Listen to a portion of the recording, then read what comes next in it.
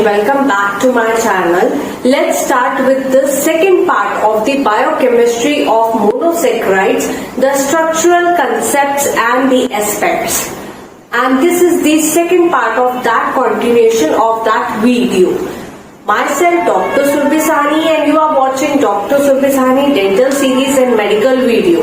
Today's video is quite interesting because we are going to Delhi. Yes, and we are going to talk about the winters, the foggy area, the foggy zone and lots more. So without wasting time, let's start with the video. Previous video, if you haven't checked out on my YouTube channel, then do check out this video regarding the first part of the biochemistry of monosaccharide, the structural aspects. And I will definitely put the link of this video in the I button as well as in the description of this video. Now, the most important part we have seen from the first video is that monosaccharides are in the linear form, and when they come into the aqueous environment, they are converted into the ring structures. The most important question is, what is the reason behind the ring structures of monosaccharides? So, the reason behind is that there is the reaction take place between the aldehyde or the ketone group and the alcohol. We see the reaction that there is the aldehyde group which will react with alcohol and form the hemiacetal compound as a byproduct. On the other hand, when the ketone react with alcohol, they will form the hemiketal group as a byproduct. Now we have to see that how they form the cyclic structures from the linear structures of monosaccharide. They are converting into the cyclic structure. For that we need to take an example of B-glucose, right? Here we have to see the carbon 5, that means the fifth carbon. We have to see the groups and we have to focus on the aldehyde group and the hydroxyl group. Now they are forming the cyclic structure, but it is not completely closed yet. Yes, that's why they are not forming the complete closed ring. Still, they have the lone pair of oxygen in the hydroxyl group which will react with the first carbon atom and form the ring structure which is shown on your screen. Left hand side image, you can see that the hydroxyl group which is attached to the first carbon atom is in the downward side while the hydrogen group is on the upward side. The similar reaction can take place and we can have the another structure also in which the hydroxyl group is in the upward side and the hydrogen group is in the downward side. So these are the two different structures and these are known as the anomers. Now what are anomers? The different cyclic structure which is formed from the linear structure of the monosaccharides, right? Now they are again divided into alpha anomers and beta anomers.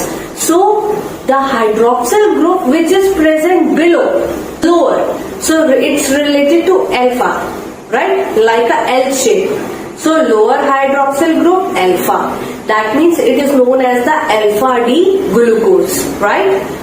On the other hand, if we talk about the hydroxyl group which is in the upward side, right, then it is known as the beta, upward, bada. B stands for bada, B stands for big, B stands for beta, right? So B connection, that means 3B is the mnemonic. Right? So this is known as the beta anomers. Let's talk about the other reactions of the monosaccharide. See, there are multiple reactions carried out by monosaccharide. First of all, they act as a reducing sugars. Yes, because there are certain tests which you perform as a practical of biochemistry in the practical, that you can perform the Benedict test or the Felling's test, right, and so on. So basically the D-glucose when react with the copper ions, they convert it into the gluconic acid, and this acid is earlier used in the detection of diabetes, right? Followed by that there are other reactions also, and for that I have the mnemonic that is just different types of reactions which is carried out by monosaccharide will have the mnemonic as RDRO. So RDRO stands for reducing sugar, dehydration, reduction and oxidation, right? Followed by that, there is one more type of reaction takes place. Just like we see the surrounding nowadays, that there are a lot of O's, we can say a fog. Fog in Hindi is known as O's, right? So OSA zone formation. We have a fog nowadays in a particular area or almost everywhere, right? So OSA zone formation, that means the foggy formation. We can say this is just a mnemonic. The main reaction which is carried out by monosaccharide is the OSA zone formations. That means they are certain monosaccharides which will react with reducing sugars and they form the different forms of OSA zones. Right? For example, a thought to remember this OSA zone formation, I have another thought or image which you can keep in your mind while learning this thing. Like as the temperature is down, so we need to check the pH, right? So the mnemonic is, as there is the O's in the formation, that means OSA zone formation take place, you need to check by its first example as pH. That means the phenyl hydrazine when react with the reducing sugar, it will give a certain appearance of the first carbon and the second carbon atom in the OSA zone formation, and example is that glucose or the fructose will give the needle shaped formation, followed by when there is the reaction occur with the disaccharides, and the disaccharides also form the OSA zone formations or the OSA zones, then the maltose will give the MS. That means the maltose give rise to the sunflower like shape or the appearance. As you know, the powder of a small newborn baby is made up of lactose. We can say lactose powder dena. So simply lactose can give rise to the powder puff appearance, right?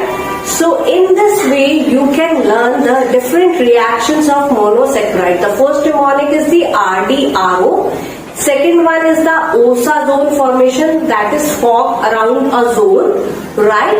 And for the example, to learn the example of OSA zone formation, the another mnemonic is PHA. Next is, after doing the reaction with the monosaccharides, we have to see its derivatives, like what are the derivatives we have. So for that, the mnemonic is Aao Dilli Chale. That means amino sugars are there as represented by the mnemonic A. Second one is the deoxy sugars, which is represented as D for Delhi and D for deoxy sugars. And third one is the chale, that means C, that means ascorbic acid, vitamin C. Right? So Aao Dilli Chale was the mnemonic for the derivatives of monosaccharide. So that's all about the another and the last part of the biochemistry of monosaccharides. That's all about the whole biochemistry of the monosaccharides. If you still have any query, you can drop me the mail which is shown on your screen. If you want the notes regarding this topic still, then you can DM me anytime on my Instagram ID which is shown on your screen. Don't forget to follow me there and ask for the notes if you really want for. Like this video, then hit the like button to this video, followed by, if you are new on my channel, do subscribe my channel and don't forget to hit the like button to this video and to press the subscribe button to this video and press all. Thank you for watching.